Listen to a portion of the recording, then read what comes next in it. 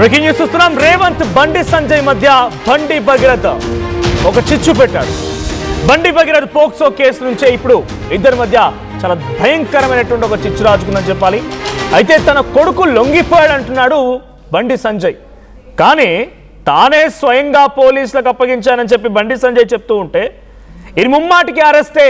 అప్పా జంక్షన్ ఏమైనా మీ ఇల్లా నా ఇల్లా? అక్కడెందుకు పోలీసులకు అప్పగిస్తారు?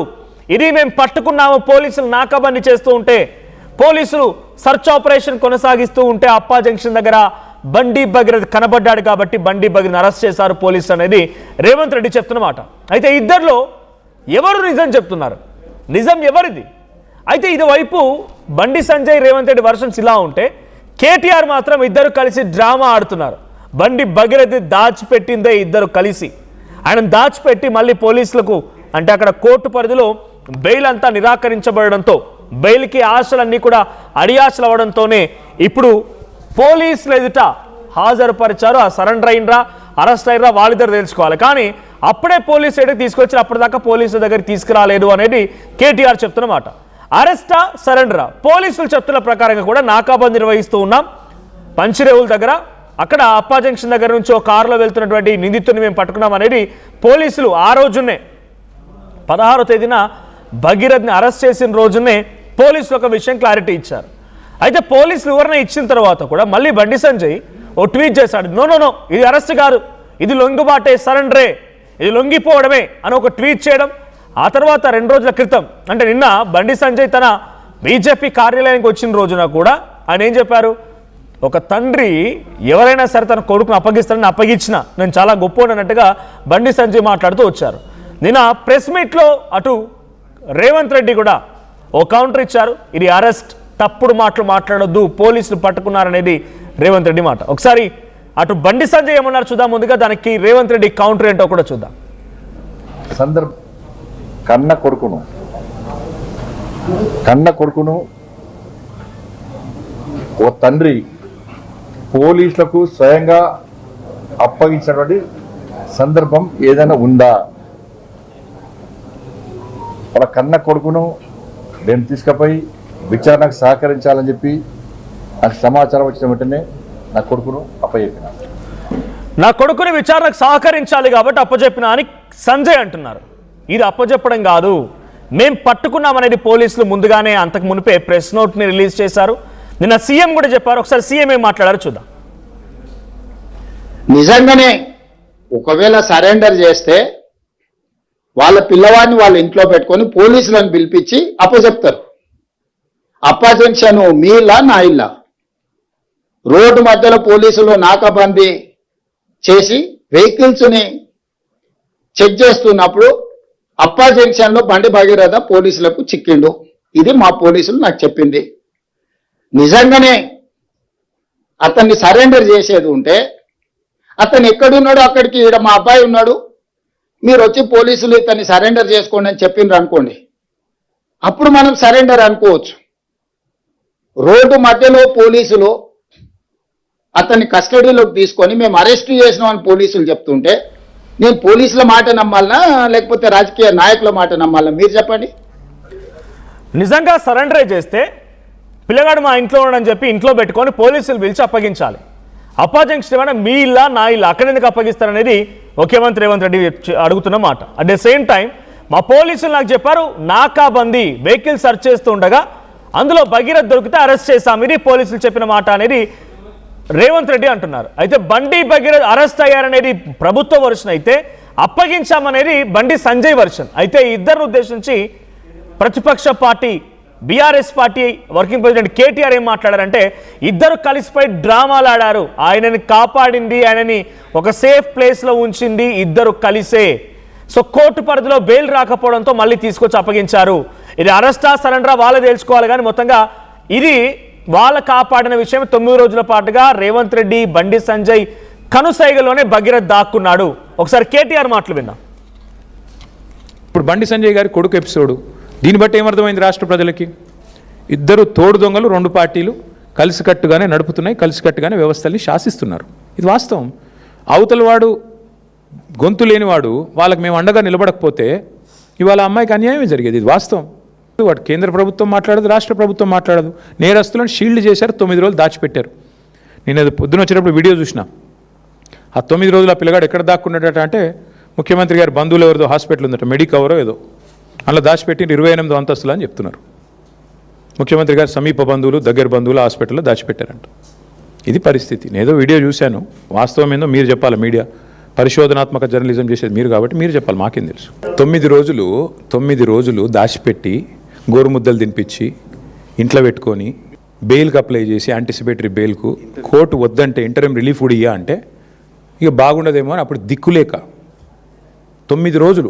నేను స్ట్రైట్గా అడుగుతున్న రాములు గారు, ఈ రాష్ట్రంలో ఇంకొక సామాన్యుడు ఎవరికైనా వాళ్ళ కొడుకు ఈ పని చేసి ఉంటే రేవంత్ రెడ్డి గారి పోలీసులు వాళ్ళ తండ్రిని విడిచిపెడుదురా? 9 రోజులు దాచిపెడితే తీసుకుపోయి కోదండం ఎక్కిపోదురు? ఎక్కడున్నాడు చెప్పు నీ కొడుకునని? వాస్తవం కాదా ఇది? మరి సామాన్యుడికి ఒక నీతి రేవంత్ రెడ్డి గారి ప్రభుత్వంలో, కేంద్ర మంత్రి గారికి ఒక నీతి ఎట్లుంటుంది? నీకేం ఆబ్లిగేషను? ఆయన బీజేపీ అయినా నువ్వు కాంగ్రెస్ అయినా, పేరుకి ఇద్దరు శత్రువులు. మరి ఎందుకు ఈ రహస్య స్నేహం ఏంది? ఎందుకు కాపాడుతున్నావు నేరస్తులను? నేరస్తులు ఎవరైనా ఓకే కదా, ఒకటే కదా, ఎందుకు కాపాడినారు మరి 9 రోజుల పాటు? చివరికి దిక్కులేక కోర్టులో రిలీఫ్ లేకపోతే, కోర్టు ద్వారా మీరేదో ప్రయత్నం చేసి చివరికి కోర్టులో రిలీఫ్ రాకపోతే ప్రజల ఒత్తిడి పెరిగి ప్రజా సంఘాలు పేట్ బషీరాబాద్ పోలీస్ స్టేషన్ ముంగట ధర్నాలు చేసే పరిస్థితి వస్తే, మా మహిళా సోదరిమణులు మొత్తం పోయి అంబేద్కర్ కాడ పోయి ధర్నా చేస్తే దిగి రాక తప్పని ఒక అనివార్య పరిస్థితి 2 పార్టీల బొండిగా పట్టుకుంటే అప్పుడు బీజేపీ కాంగ్రెస్ దిగి రాక తప్పని అనివార్య పరిస్థితుల్లో సరెండర్ అయిందా అరెస్ట్ అయిందా నాకు తెలియదు, వాళ్ళిద్దరు తెలుసుకోవాలి. అది మాకు బండి సంజయ్ గారితో మాకేం వ్యక్తిగత పంచాయతీ లేదండి, నాకు ఆయనతో ఎప్పుడూ లేదు. కలిస్తే ఎప్పుడైనా ఎదురుగా మాట్లాడిన తప్ప నేను ఎప్పుడూ అగౌరవంతో వ్యవహారం చేయలేదు. ఆయనే పనికిమాలిన మాటలు మాట్లాడిండు, ఆయననే మా తల్లిదండ్రులను ఉద్దేశించి అగౌరవంగా మాట్లాడిండు. నేను అయినా కూడా మాట తూలలేదు, ఈరోజు కూడా తూలట్లేదు. నేరస్తుడు ఎవరైనా నేరస్తుడు అనేది మా సిద్ధాంతం, అంతకంటే. రైట్, ఇద్దరు కలిసి ఆడుతున్న డ్రామా అని కేటీఆర్ అంటున్నారు. ఆయన మాట కూడా విన్నారు మీరు. సో ఇద్దరు కలిసి ఆడుతున్న డ్రామా, ఒక ఆసుపత్రిలో బిల్డింగ్లో ఆయన ఉంచారు, ఆ తర్వాత బెయిల్ రాలేదు అని నిర్ధారించుకున్న తర్వాత, బెయిల్ రాదు అని తెలుసుకున్న తర్వాత అప్పగించారు. అరెస్టా సరెండర్ వాళ్ళు డిసైడ్ చేసుకోవాలనేది కేటీఆర్ వర్షన్. మా ప్రతినిధి మధు కూడా సిద్ధంగా ఉన్నారు. మధు, ఇప్పటికీ ఇంకా ఈ సందిగ్ధత కొనసాగుతూనే ఉంది. అరెస్టా సరెండరా? అరెస్టా సరెండర్ అంటే ప్రభుత్వం అరెస్ట్ అంటోంది, సరెండర్ అనేది బండి సంజయ్ చెప్తున్నమాట. ఇక మూడో పార్టీ బీఆర్ఎస్ మాత్రం ఇద్దరు కలిసిపోయి ఆడుతున్న డ్రామా అంటోంది. సో పోలీస్ వ్యవస్థకే ఇక్కడ ఒక మచ్చ తెచ్చే అవకాశం ఉంది. ఇది అరెస్ట్ అయితే కనుక డెఫినెట్గా పోలీసులు ఒక మంచి, అంటే అప్పటికే ఆలస్యం అయింది కానీ కేంద్ర మంత్రి కుమారుని అరెస్ట్ చేశారు అని చెప్పి ఒక మంచి విషయంగా భావించే అవకాశం ఉంది. తెలంగాణ పోలీసింగ్ గుడ్ అనే రకంగా వినిపిస్తోంది. కొంత లేట్ అయినా కూడా అరెస్ట్ చేశారు కాబట్టి. లేదు సరెండర్ అయితే కనుక పోలీసులు పట్టుకోలేకపోయారా, ఇదా వీళ్ళ అలసత్వం, ఇదా వీళ్ళు ఫెయిల్యూర్ అంటగా క్వశ్చన్ రేసే అవకాశం ఉంది. ఈ మొత్తంలో పోలీసుల అరెస్టా సరెండర్ అనేది మాత్రం ఒక ప్రధాన చర్చ. ఏంటి ఈ చర్చకి ఒక ఫుల్ స్టాప్ పెట్టే అవకాశం లేదా? పోలీసులు చెప్పినా, ముఖ్యమంత్రి చెప్పినా, అటు బీజేపీ నాయకులు కానీ బీఆర్ఎస్ నాయకులు వినే ప్రసక్తి లేదంటారా? ఒక కన్ఫ్యూజన్ ఉంది ఈ అంశంలో. మొదట బండి సంజయ్ కి సంబంధించినటువంటి పిఆర్ టీమ్ ఒక మెసేజ్ రిలీజ్ చేసింది. అడ్వకేట్స్ తో పేట్ బషీరాబాద్ పోలీస్ స్టేషన్ లో సరెండర్ కావడానికి వెళ్తా ఉన్నారు, అక్కడికి నేనే పంపిస్తున్నాను విచారణలో భాగంగా అనేటువంటి బండి సంజయ్ టీమ్ ఒక ప్రకటన రిలీజ్ చేసింది. నిజంగానే బండి భగీరథ్ వెంట అడ్వకేట్స్ టీమ్ ఉన్నారు, 2 అడ్వకేట్స్ ఉన్నారు ఆయనతో పాటు. ఆ టైంలో మనం విజువల్స్ తో చూస్తే వాళ్ళు తీసుకెళ్తున్న సందర్భం ముఖానికి మాస్క్ వేసుకొని భగీరథ్ ఉన్నటువంటి విజువల్ మనకు కనపడతా ఉంది. ఆ సందర్భంలో వెళ్తున్న సందర్భంలో పోలీసులు అప్పా జంక్షన్ వద్ద తనిఖీల్లో భాగంగా, నాకాబందీ తనిఖీల్లో భాగంగా పట్టుకున్నారనేటువంటిది పోలీస్ వెర్షన్. వీళ్ళిద్దరి అంశం పైన క్లారిటీ లేదు. ఫస్ట్ అది అరెస్టా సరెండరా అనేటువంటిది వాళ్ళిద్దరూ తేల్చుకోవాలి అనేటువంటి అంశాన్ని అటు కేటీఆర్ ఈ రోజు లేవనెత్తే ప్రయత్నం చేశారు చాలా స్పష్టంగా. నిజంగా కాస్త కన్ఫ్యూజన్ ఉంది. నిన్న కూడా 2 రోజుల క్రితం బండి సంజయ్ మాట్లాడుతూ మీడియాతో మాట్లాడుతున్న సందర్భంలో ఒక బాధ్యతగా నేను కొడుకును అప్పచెప్పాను విచారణకు విషయం తెలిసిన తర్వాత పూర్తి స్థాయిలో అనేటువంటిది చెప్పారు. తర్వాత బీజేపీ అధ్యక్షుడు రామచంద్రరావు ఏమో కోర్టుకు వెళ్లే అవకాశం ఉంది, చట్టపరమైనటువంటి హక్కులు అందరికీ ఉంటాయి, బెయిల్ కోసం ప్రయత్నం చేసుకోవడంలో తప్పు లేదు అనేటువంటిది రామచంద్రరావు చెప్పారు. ఈ రోజు ఇటు బీఆర్ఎస్ పార్టీ వర్కింగ్ ప్రెసిడెంట్ ఏమో డైరెక్ట్ గా స్ట్రైట్ గా టార్గెట్ గా మాట్లాడారు. ఇంత జరిగినా కూడా కాపాడే ప్రయత్నం చేస్తారు. రేవంత్ రెడ్డికి సంబంధించిన బంధువుల ఆసుపత్రిలో ఆయనను సేవ్ చేసే ప్రయత్నం చేస్తారు, అక్కడ సెక్యూర్ గా పెట్టారు 9 రోజులు అనేటువంటిది ఆయన క్వశ్చన్ చేస్తా ఉన్నారు. సో ఈ మొత్తం కన్ఫ్యూజన్ లో ఇది అరెస్టా, తర్వాత సరెండరా, నిజంగానే ఇదొక హైడ్రామా జరిగిందా, నిజంగానే ఆయనను కాపాడే ప్రయత్నం జరిగిందా అనేటువంటి చర్చ నేపథ్యంలో కేటీఆర్ మాటలతో మరొకసారి వైరల్ అవుతున్నటువంటి సిచ్యువేషన్ కల్పిస్తా ఉంది. అప్పా జంక్షన్ దగ్గర నాకాబంద్లో పట్టుకున్నారు, నాకు పోలీసులు చెప్పిందే నమ్ముతాను, రాజకీయ పార్టీ నాయకులు మిగతా వాళ్ళు చెప్పింది నమ్మను, ప్రభుత్వం చెప్పిందే నమ్ముతాను, నేను ఎందుకంటే ప్రభుత్వంలో నేను హోంమంత్రిగా నేనే ఉన్నాను కాబట్టి నాకు పోలీసులు చెప్పింది ఇదే అనేటువంటిది ముఖ్యమంత్రి చెప్పారు నిన్న. సో ఇదంతా ఒక కన్ఫ్యూజన్ అయితే క్రియేట్ అవుతా ఉంది. ఈ మొత్తానికి ఈ భగీరథకి సంబంధించినటువంటి లొంగుబాట నిజంగా అరెస్ట్ అనేటువంటి రైట్ మధు, అంటే డైరెక్ట్ గా ఇక్కడ అథెంటిక్ చేయాల్సింది ఎవరు? పోలీసులు చాలా క్లియర్ గా ప్రెస్ నోట్ రిలీజ్ చేశారు. ఏమని? అరెస్ట్ చేశాము, నాకాబందీ నిర్వహిస్తూ ఉండగా అక్కడ నిర్వహించినటువంటి నాకాబందీలో బండి భగీరథ్ని అరెస్ట్ చేశామనేది డే 1 రోజునే, ఆ రోజు అరెస్ట్ రోజునే పోలీసులు చెప్పారు. సీఎం కూడా చెప్తోంది అదే, అంటే పోలీస్ ఇన్ఫర్మేషన్ సీఎం చెప్తారు. సో ఇటు బండి సంజయ్ మాత్రం అప్పగించారంట. అంటే పోలీసుల కంటే ఇంకా అథెంటిక్ ఎవరు ఉంటారు? అరెస్ట్ కాదు, ఇది సరెండర్ అవడానికి ఇంకా ఆధారం ఏంటి? అంటే బండి సంజయ్ చెప్తున్నటువంటి వివరాలు ఎట్లా ఉన్నాయంటే అడ్వకేట్స్ టీమ్ తో వెళ్లారు అనేటువంటిది. భగీరథ్ పక్కన నిజంగానే అడ్వకేట్స్ ఉన్నారు వాస్తవానికి. ఆ వీడియోస్ లో కూడా మనం చూస్తా ఉన్నాం. పోలీస్ స్టేషన్ ముందు కూడా వాళ్ళు మాట్లాడారు, అక్కడ వాళ్ళు వీడియో రిలీజ్ చేస్తారు, అడ్వకేట్స్ కూడా వీడియో రిలీజ్ చేసినటువంటి పరిస్థితి ఉంది. కాబట్టి బండి సంజయ్ నిజంగానే కొడుకును అడ్వకేట్స్ టీమ్ తో పంపుతుంటే మధ్యలో దారిలోనే పోలీసులు అడ్డుకొని అదుపులోకి తీసుకున్నారా అనేటువంటి చర్చ ఒకవైపు ఉంది. కానీ ముఖ్యమంత్రి రేవంత్ రెడ్డి మాత్రం చాలా స్పష్టంగా క్లారిటీగా పోలీసులు అరెస్ట్ చేశారు, ప్రభుత్వమే పట్టుకుంది అనేటువంటిది రేవంత్ రెడ్డి వెర్షన్ కనిపిస్తా ఉంది. ఓకే, అంటే ఇప్పుడు పొలిటికల్ గా అంత చర్చ జరుగుతున్నా పోలీసులు మాత్రం క్లారిటీగా ఉన్నారు, అరెస్ట్ చేశామని చెప్తూ ఉన్నారు, రైట్? ఎగ్జాక్ట్. అయితే ముఖ్యమంత్రి తర్వాత పోలీసులు గతంలో ఇచ్చారు. దీని అన్నిటికీ సంబంధించి ఆర్ఎస్ ప్రవీణ్ కుమార్ కూడా ఒక ప్రకటన చేశారు. అరెస్టు సంబంధించిన విషయంలో పోలీసులు మీడియా సమావేశం ఏర్పాటు చేసి 9 రోజుల్లో ఏం జరిగింది, ఎన్ని టీంలు ఏర్పాటు చేశారు, ఎక్కడ గాలించారు, సమాచారం ఎట్లా తెలుసుకున్నారు, వాటికి సంబంధించినటువంటి డీటెయిల్ చెప్పారు. ముఖ్యమంత్రి చెప్పేది కరెక్టా, పోలీసులు చెప్పేది కరెక్టా, డీజీపీ తర్వాత సైబరాబాద్ సిపి ఇద్దరు జాయింట్ ప్రెస్ కాన్ఫరెన్స్ పెట్టాలి, వివరాలన్నీ బహిర్గతం చేయాలి, మీడియా ద్వారా వాళ్ళకి చెప్పాలి, అప్పుడే ముఖ్యమంత్రి చెప్పేది కరెక్టా, కేంద్ర మంత్రి చెప్పేది కరెక్టా అనేటువంటి క్లారిటీ వస్తున్నటువంటిది ప్రతిపక్షాల నుంచి, ముఖ్యంగా బీఆర్ఎస్ నుంచి క్వశ్చన్ రైజ్ అవుతా ఉంది ఈ అంశానికి సంబంధించి. నిజంగా కూడా ఇటు వాళ్ళు క్లెయిమ్ చేసుకుంటున్నారు, ఇటు ముఖ్యమంత్రి క్లెయిమ్ చేస్తారు, కాస్త సందిగ్ధంగానే ఉంది. Right, thank you Madhu. So మొత్తంగా ఒక్కరేమో అరెస్ట్ అంటారు, స్వయాన తెలంగాణ రాష్ట్ర ముఖ్యమంత్రి అండ్ పోలీసులు అరెస్ట్ అంటారు, కానీ కేంద్ర మంత్రి మాత్రం ఇది సరెండర్ అంటున్నారు, నా కొడుకు నేను తీసుకెళ్లి అప్పగించాను కాబట్టి ఇది సరెండర్ కింద వస్తుందని సంజయ్ మాట. ఇక ఇద్దరు కలిసి ఆడుతున్న డ్రామా అనేది కేటీఆర్ మాట. బట్ ఏదేమైనా పోలీసులని, తెలంగాణ రాష్ట్ర పోలీసుల్ని ఇప్పుడు ఒక రకమైనటువంటి సందిగ్ధంలో పడవేశారు. సో వాళ్ళు మేము అరెస్ట్ అయ్యామని చెప్తున్నా కూడా ఓ సందిగ్ధంలో పడేసిన మాట ఏంటంటే, అరెస్ట్ అయి ఉంటే పోలీసులు కొంత ఆలస్యం చేసినా ఆ వ్యక్తి పారిపోతుండగా పట్టుకున్నారంటే ఇట్స్ ఎ గ్రేట్ థింగ్, కానీ సరెండర్ అని చెప్తున్నారైతే పోలీసు విఫలమైనట్టే.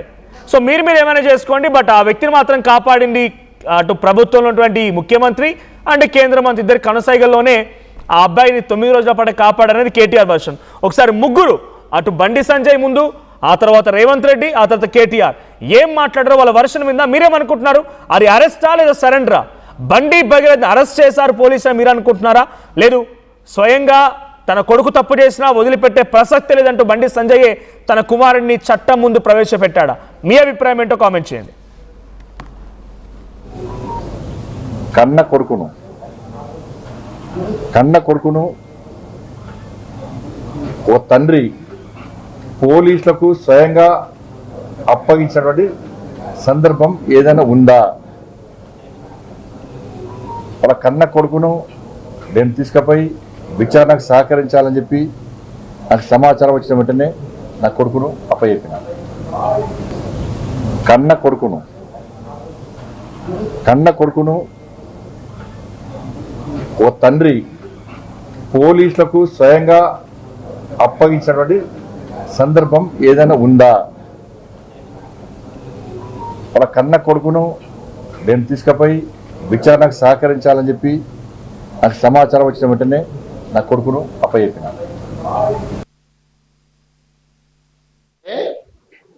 వాళ్ళ పిల్లవాడిని వాళ్ళ ఇంట్లో పెట్టుకొని పోలీసులను పిలిపించి అప్పచెప్తారు.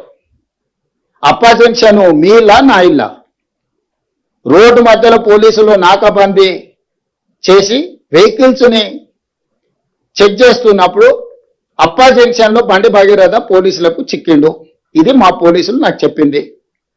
నిజంగానే అతన్ని సరెండర్ చేసేది ఉంటే అతను ఎక్కడున్నాడో అక్కడికి ఈడ మా అబ్బాయి ఉన్నాడు, మీరు వచ్చి పోలీసులు ఇతన్ని సరెండర్ చేసుకోండి అని చెప్పిండ్రు అనుకోండి, అప్పుడు మనం సరెండర్ అనుకోవచ్చు. రోడ్డు మధ్యలో పోలీసులు అతన్ని కస్టడీలోకి తీసుకొని మేము అరెస్ట్ చేసినాం అని పోలీసులు చెప్తుంటే నేను పోలీసుల మాట నమ్మాలనా లేకపోతే రాజకీయ నాయకుల మాట నమ్మాలనా మీరు చెప్పండి. ఇప్పుడు బండి సంజయ్ గారి కొడుకు ఎపిసోడు, దీన్ని బట్టి ఏమర్థమైంది రాష్ట్ర ప్రజలకి? ఇద్దరు తోడు దొంగలు, రెండు పార్టీలు కలిసికట్టుగానే నడుపుతున్నాయి, కలిసికట్టుగానే వ్యవస్థల్ని శాసిస్తున్నారు. ఇది వాస్తవం. అవతల వాడు గొంతు లేనివాడు వాళ్ళకి మేము అండగా నిలబడకపోతే ఇవాళ అమ్మాయికి అన్యాయమే జరిగేది. ఇది వాస్తవం. వాడు కేంద్ర ప్రభుత్వం మాట్లాడదు, రాష్ట్ర ప్రభుత్వం మాట్లాడదు. నేరస్తులను షీల్డ్ చేశారు, 9 రోజులు దాచిపెట్టారు. నేను అది పొద్దున వచ్చినప్పుడు వీడియో చూసిన. ఆ 9 రోజులు ఆ పిల్లగాడు ఎక్కడ దాక్కున్నాడట అంటే ముఖ్యమంత్రి గారి బంధువులు ఎవరిదో హాస్పిటల్ ఉందట, మెడికవరో ఏదో, అలా దాచిపెట్టి 28వ అంతస్తులు అని చెప్తున్నారు. ముఖ్యమంత్రి గారు సమీప బంధువులు, దగ్గర బంధువులు హాస్పిటల్లో దాచిపెట్టారంట.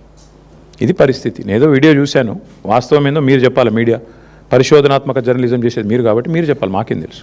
9 రోజులు దాచిపెట్టి గోరుముద్దలు తినిపించి ఇంట్లో పెట్టుకొని బెయిల్కి అప్లై చేసి యాంటిసిపేటరీ బెయిల్కు కోర్టు వద్దంటే ఇంటర్మ్ రిలీఫ్ కూడా ఇయ్యా అంటే ఇక బాగుండదేమో అని అప్పుడు దిక్కులేక 9 రోజులు. నేను స్ట్రైట్గా అడుగుతున్న రాములు గారు, ఈ రాష్ట్రంలో ఇంకొక సామాన్యుడు ఎవరికైనా వాళ్ళ కొడుకు ఈ పని చేసి ఉంటే రేవంత్ రెడ్డి గారి పోలీసులు వాళ్ళ తండ్రిని విడిచిపెడుదురా? 9 రోజులు దాచిపెడితే తీసుకుపోయి కోదండం ఎక్కిపోదురు? ఎక్కడున్నాడు చెప్పు నీ కొడుకునని? వాస్తవం కాదా ఇది? మరి సామాన్యుడికి ఒక నీతి రేవంత్ రెడ్డి గారి ప్రభుత్వంలో, కేంద్ర మంత్రి గారికి ఒక నీతి ఎట్లుంటుంది? నీకేం ఆబ్లిగేషను? ఆయన బీజేపీ అయినా నువ్వు కాంగ్రెస్ అయినా, పేరుకి ఇద్దరు శత్రువులు. మరి ఎందుకు ఈ రహస్య స్నేహం ఏంది? ఎందుకు కాపాడుతున్నావు నేరస్తులను? నేరస్తులు ఎవరైనా ఓకే కదా, ఒకటే కదా, ఎందుకు కాపాడినారు మరి 9 రోజుల పాటు? చివరికి దిక్కులేక కోర్టులో రిలీఫ్ లేకపోతే, కోర్టు ద్వారా మీరేదో ప్రయత్నం చేసి చివరికి కోర్టులో రిలీఫ్ రాకపోతే ప్రజల ఒత్తిడి పెరిగి ప్రజా సంఘాలు పేట్ బషీరాబాద్ పోలీస్ స్టేషన్ ముంగట ధర్నాలు చేసే పరిస్థితి వస్తే, మా మహిళా సోదరిమణులు మొత్తం పోయి అంబేద్కర్ కాడ పోయి ధర్నా చేస్తే దిగి రాక తప్పని ఒక అనివార్య పరిస్థితి 2 పార్టీల బొండిగా పట్టుకుంటే అప్పుడు బీజేపీ కాంగ్రెస్ దిగి రాక తప్పని అనివార్య పరిస్థితుల్లో సరెండర్ అయిందా అరెస్ట్ అయిందా నాకు తెలియదు, వాళ్ళిద్దరు తెలుసుకోవాలి. అది మాకు బండి సంజయ్ గారితో మాకేం వ్యక్తిగత పంచాయతీ లేదండి. నాకు ఆయనతో ఎప్పుడూ లేదు. కలిస్తే ఎప్పుడైనా ఎదురుగా మాట్లాడిన తప్ప నేను ఎప్పుడూ అగౌరవంతో వ్యవహారం చేయలేదు. ఆయనే పనికిమాలిన మాటలు మాట్లాడిండు. ఆయననే మా తల్లిదండ్రులను ఉద్దేశించి అగౌరవంగా మాట్లాడిండు. నేను అయినా కూడా మాట తూలలేదు, ఈరోజు కూడా తూలట్లేదు. నేరస్తుడు ఎవరైనా నేరస్తుడు అనేది మా సిద్ధాంతం. అంతకంటే